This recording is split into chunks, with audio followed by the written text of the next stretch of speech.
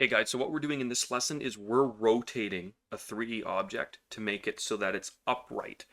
So this is part of our AutoCAD Academy program, and I thought this would be really important for you guys to take a look at. So we're going to start rotating. Let's dive right into it. Okay, so I have this object here that I want to rotate so that it's flipped up.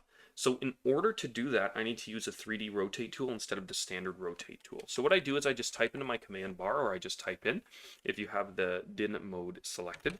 We're going to go to 3D rotate, select that, and then we're going to get this beautiful little arrow thing showing up. So it's going to show you all your axes.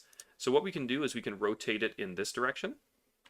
If we type in 3D rotate again, I did not mean to get out of the command, and we select our object once again. Press enter, we can rotate it in this direction, and that's the direction that we want to go, or we could do it in the other direction. So I want to rotate it 90 degrees. I'm going to do that, and then we have our object right there.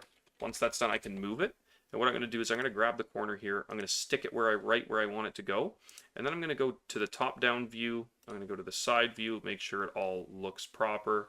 I'm going to go to this direction, and there you have it. So now if we look at the front as well, it's going to look like what we were doing earlier, and that's kind of it. So that's how you would rotate an object like this in AutoCAD.